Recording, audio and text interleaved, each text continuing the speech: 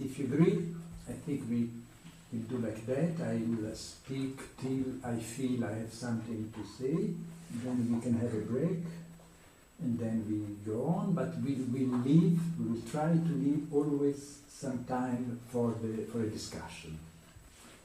But if while I'm speaking you feel that you have something to ask or to object, please feel free to do it. I don't mind being interrupted. The only thing I ask you that your question or objection are pertinent.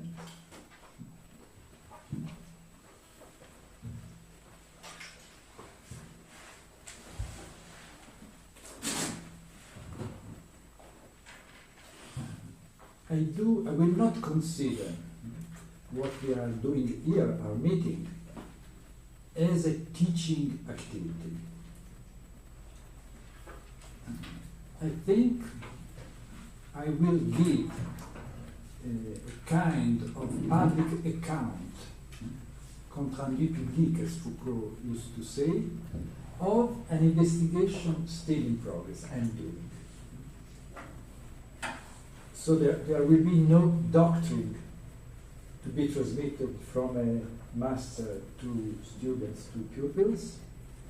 No, what will you have are tracks, marks, fragments, concepts, problems, tools, weapons perhaps. And as Foucault used to say, do whatever you like with them. This may interest me, but it is not my business what we will do with that. This is why I would like to keep for our meeting the old name of seminar. And this not only for the concept of the seeds, seminar, but more for the idea of a dissemination, a spreading, the gesture of spreading something, marks, fragments, tracks, etc., concepts, etc.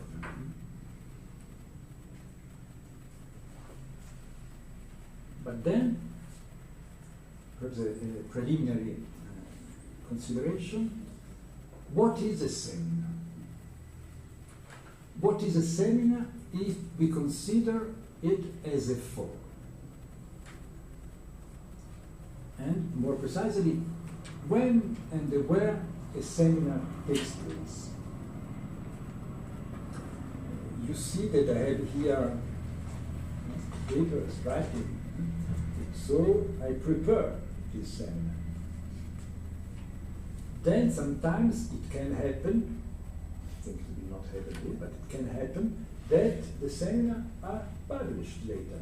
For instance, as you know, the courses and seminars that Michel Foucault had in the Collège de France are now being published year after year.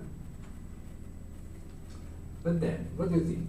Where is the seminar? In this papers here, or eventually in the book that will result from the seminar?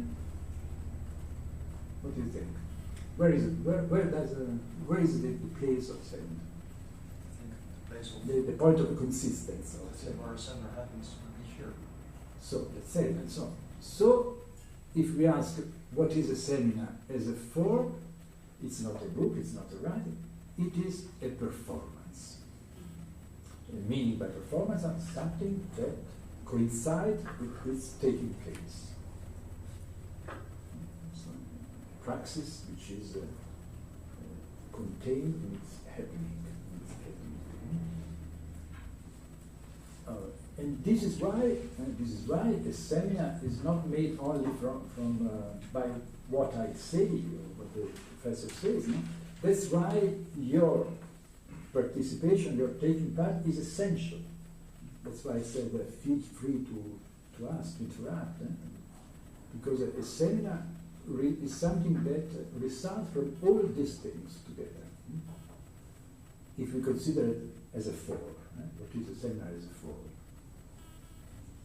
So it's a very special kind of praxis. I think that more and more is the concept of performance.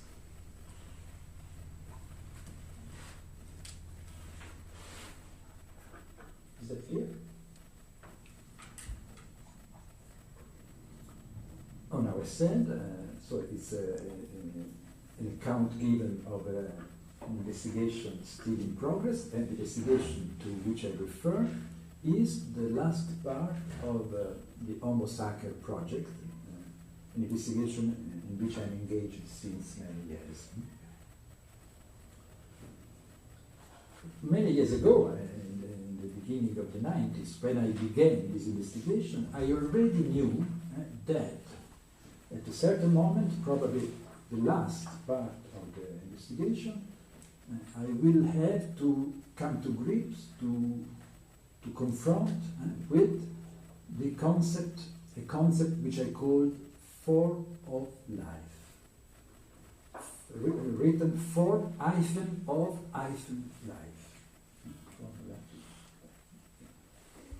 There is something to write there? Yes. Oh, yes, okay.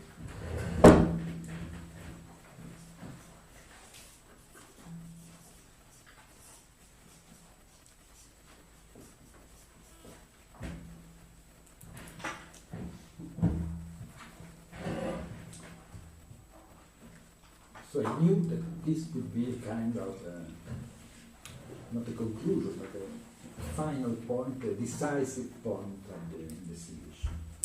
This does not mean that I already knew the path, the way, or the end of my investigation, not at all.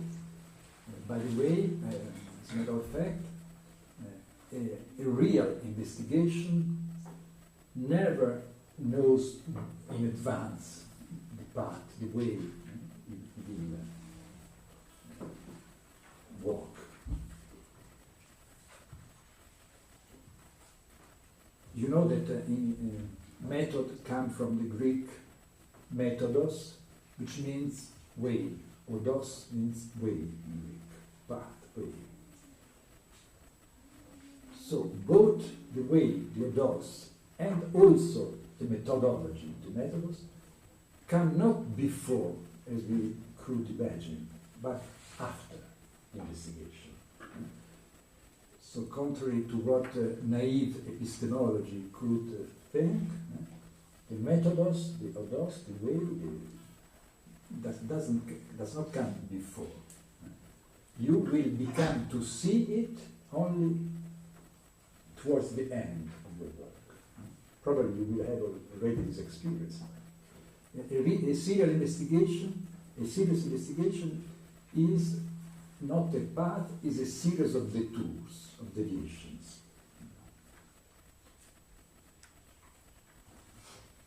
And this is good, because if you have a path in advance, if you already know your way in advance, you can be misled.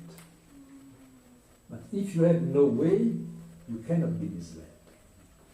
And it's very important not to be misled. And many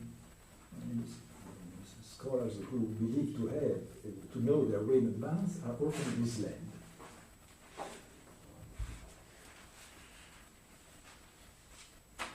So this is an old theological motto. Only those who have no path will reach their end.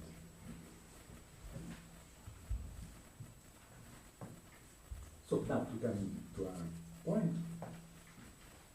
As early as 1993, I published a text whose title was Form of Life.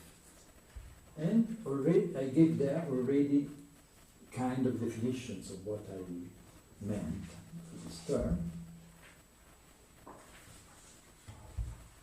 A first definition was that form of life is the symmetric opposite of bare life or naked life. If we call naked life or bare life the result of an operation of power